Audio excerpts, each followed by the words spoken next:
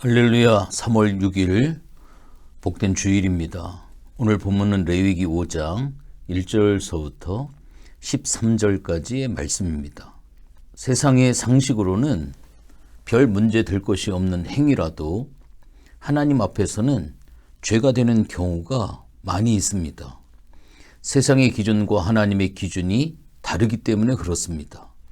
말씀 속에서 죄에 대한 하나님의 기준을 깨달을 수 있다고 하는 것, 또한 그 죄를 깨닫고 하나님 앞에 회개함으로 속죄함을 입을 수 있다고 한다면 이것은 굉장히 큰 축복이다라고 말씀을 드릴 수가 있습니다. 계속적으로 속죄죄에 대해서 오늘 말씀을 드리기를 원하는데, 속죄죄는 부지 중에 범한 죄를 사하는 제사라고 규정을 하고 있습니다. 즉 고의가 아닌 실수로 지은 죄는 속죄죄를 통해 용서를 받을 수가 있었습니다. 하지만 부지 중에라고 하는 말이 상당히 모호할 수 있기 때문에 모세는 이를 설명하기 위해 오늘 레위기 5장 1절서부터 13절까지에서 세 가지 실례를 오늘 본문에서 제시를 하고 있습니다. 특별히 1절서부터 4절까지의 말씀에 보면 속죄죄에 해당할 만한 죄 중에는 마땅히 증언해야 함에도 하지 않는, 즉 해야 할 말을 하지 아니하는 그러한 죄와 또 함부로 말을 하고 다니는 하지 말아야 할 말을 하는 죄가 있습니다. 1절과 4절에서 이야기를 하고 있죠.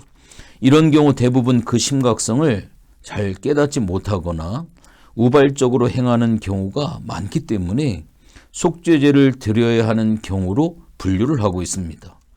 그리고 종교적 정결례를 부지 중에 어겼을 경우에도 오늘 2절과 3절의 말씀에 보니까 속죄죄를 드려야 했습니다.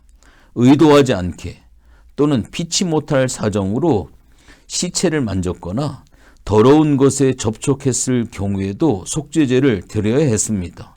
이런 것들은 어떻게 보면 굉장히 사소해 보이고 특별히 피해자도 없기 때문에 죄라고 많은 사람들이 여기지 않는 경우가 많습니다.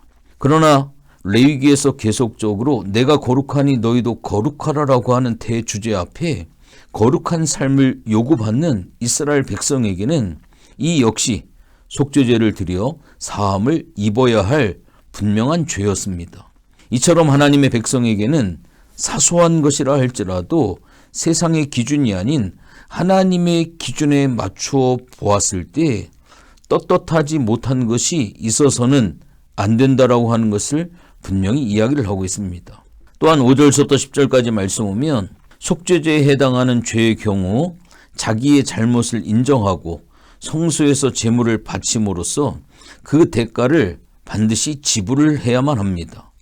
단순히 잘못을 인정하는 것으로 끝나는 것이 아니라 높은 가치를 지닌 양이나 염소를 속죄죄로 바쳐야 했으니 이스라엘 백성은 사소한 잘못이라도 범하지 않기 위해 주의를 기울이는 삶을 살았을 것입니다. 그러나 다만 가난한 사람은 새 2마리로 제물을 대신할 수가 있었습니다.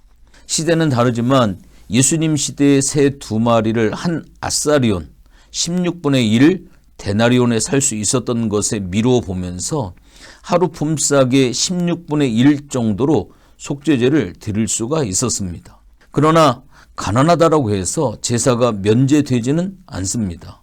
어떤 경우에도 자기 잘못을 인정하고 대가를 지불하는 것이 하나님의 법이고 하나님의 원칙입니다. 또한 11절, 12절, 13절의 오늘 말씀에 보면 고아와 과부들에게는 새 2마리도 가혹할 수 있었기 때문에 그들에게는 고운 가루 10분의 1 에바 약 2.2리터로 속죄죄를 바치는 것이 허락되었습니다. 여기에는 소재와 달리 기름도 유향도 첨가할 필요가 없었으므로 아무리 가난하고 극빈자라 할지라도 그 정도는 바칠 수가 있었을 겁니다. 이처럼 아무리 사소한 죄라 할지라도 그 범죄자가 아무리 가난하다 하더라도 죄에 대한 대가는 지불해야 했습니다. 하나님은 부유한 자들의 양과 염소도 받으시지만 가난한 자들의 새나 밀가루도 받으시고 그것을 통해 동일하게 정결하다, 인정하십니다. 하나님은 가난한 자가 신앙 체계 안에 들어오지 못하여 결국 종교적 하층민이 되어버리는 현상을 막으셨습니다. 저는 5대 제사를 쭉 번제서부터 오늘 속죄제까지 살펴보면서 참 하나님의 세심한 그러한 배려와 하나님의 사랑에 다시 한번 감동을 받고 있습니다. 엄한 하나님, 율법에 막혀서 어떠한 그 여유도 갖지 아니하고 우리를 꽉 쬐오는 그러한 어떻게 보면 앞뒤가 막혀있는 그러한 하나님으로 유두리가 없는 그런 하나님으로 우리가 인식하기 쉬운데 성경을 통해서 보면 하나님이 얼마나 배려심이 있고 세밀하게 우리의 형편과 사정을 따져서 하나님이 우리에게 여러 가지 방법들을 제시해 주시는 하나님의 크신 사랑을 다시 한번 가슴 깊이 새기게 되어지는 레위기의 말씀입니다. 결론적으로 좀 말씀을 드립니다. 속죄제의 규정을 살펴보면 우리가 죄에 대해 얼마나 쉽게 생각하고 있는지 반성하지 아니할 수가 없습니다. 율법의 정신은 욕설을 입에 담거나 확신할 수 없는 일을 장담했다라고 하는 이유로 부정한 것에 접촉했다라고 하는 이유로 속죄제를 드리라고 명령을 합니다. 누구도 여기서 예외가 아님을 생각해 본다라고 한다면 우리가 얼마나 죄에 대해 민감해야 하고 의롭게 정결하게 살기 위해 애쓰고 힘써야 하는지를 깨달을 수가 있습니다. 다시 한번 하나님께서 우리에게 허락하신 제사법을 통하여서 더욱 거룩하고 정결한 삶을 살기 위해 어떤 노력을 해야 할지 오늘 말씀을 통해 다시 한번 깊이 묵상하는 복된 시간이 되어지시기를 주님의 이름으로 부탁을 드리겠습니다. 하나님 고맙고 감사를 드립니다. 성경 이곳저곳을 살펴보아도 하나님께서 우리를 얼마나 자상하게 사랑하시고 얼마나 우리를 배려하시고 끊임없이 우리가 하나님과의 관계 속에서 끊어지지 않게 하시기 위하여서 끊임없는 사랑을 베푸시는 하나님의 열심을 살펴볼 수가 있습니다.